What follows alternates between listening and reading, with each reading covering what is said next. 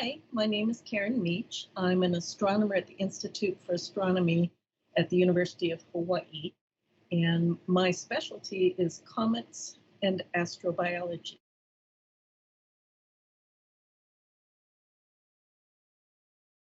Well, astrobiology, many people joke, is a field without any content since we haven't discovered life elsewhere. But astrobiology is much more than just looking for life elsewhere in the universe. It's really about understanding how life forms on Earth and potentially elsewhere. It's about understanding the requirements that life has, about understanding what type of environments and conditions could host life, and searching for those environments in our solar system. And then on the other end of the spectrum, it's actively searching for life, either through space missions, programs such as SETI, the Search for Extraterrestrial Intelligence, and at that end, it's looking for signs of technology. So it spans a wide range of disciplines.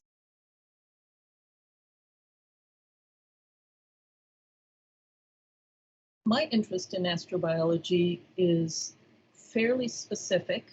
I'm using my background in studying comets, which are the small icy leftovers of the process of putting our solar system together. I am looking at the process of building planets that could potentially support life, trying to understand things like how does water get to a planet? How do the ingredients that life needs?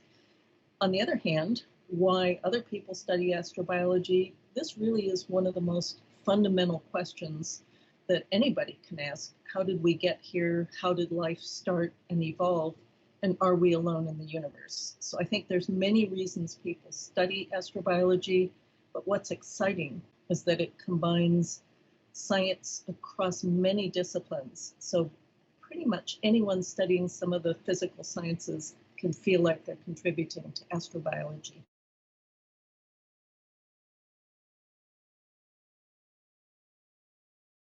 And that has many, many answers depending on a person's particular specialty. For myself, since I'm trying to look at how planetary systems form and how you get the ingredients for life to Earth, I use telescopes to try to understand the chemistry of comets and small bodies that may have the ingredients for life. Others, on the other hand, are looking for direct evidence of life, not by seeing living organisms, but by looking at what we might call a biomarker, which is a fingerprint that life leaves on the environment. And particular biomarkers that we know about on Earth are changes in the chemistry of the atmosphere. If you can measure the chemistry of an atmosphere on another world and see that the conditions are not balanced as they would be if it was just pure geological processes, certain chemical compounds existing together may give us a hint that life is there. But biomarkers, a single biomarker on its own is not proof. It's just a suggestion that you might have life.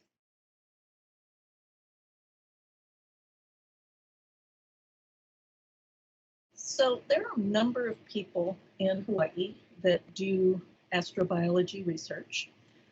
I, in particular, am interested at looking about delivering the ingredients for life on Earth to our young Earth.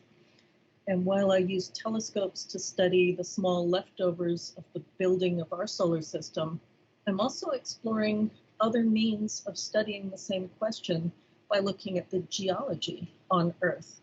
For example, if we want to understand where water comes from, which is a basic, important ingredient that's a necessity for life, some people think comets may have delivered water to the early Earth based on their chemistry in comparison to ocean water. But it occurred to me that oceans may not be the best and only sample of water we have on Earth. And it turns out there may be very primitive water that's locked up inside the Earth that we really don't understand its chemistry. And so we're trying to get samples from deep within the Earth's interior to compare it to what we see in the solar system. So that's one area of astrobiology research at the University of Hawaii. Others are studying how planets form by looking at radio wavelengths, both using telescopes in Hawaii and in Chile, to look at the structures of really young planetary systems. You'll see a beautiful disk of gas and dust that has dark rings in it, which may represent a planet that has cleared out some dust. So those scientists are looking at the very first stages of building a planet. We have other scientists at UH that are trying to understand how you build the molecules of life in space, because ultimately all of the chemistry that organisms need, the molecules start their life in space.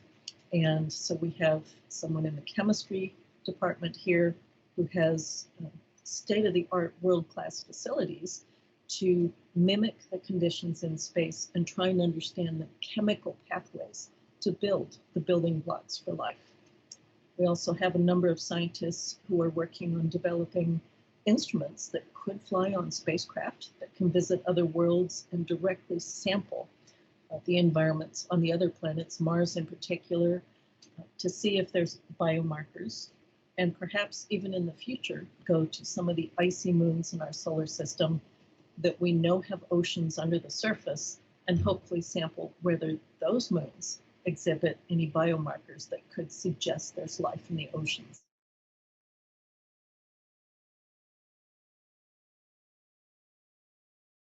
I think you'll get thousands of different answers depending on who you ask, but to me, this would be one of the most exciting discoveries of all time. And I suspect this is why I got into science, was to try to answer some really big picture questions like this. Namely, are we alone in the universe? I think this has been something that people historically have wanted an answer to. Now, of course, with recent discoveries of small solar system bodies that have entered our solar system from outside the solar system, namely the first interstellar object, that got everyone excited because that gives us a sample of the building process of planets from another solar system, and we could hope to see if it's the same as ours. Now, of course, this first interstellar object named Oumuamua, for scout or visitor from the distant past, that's reaching out to us, while almost the entire scientific community is excited because it is a leftover from planet building elsewhere. Some speculate it could be actually evidence of alien spacecraft, but that is a very minority view. Either way, it's stimulated a wealth of exciting discussions, and people are anxiously waiting for the next ones to be discovered.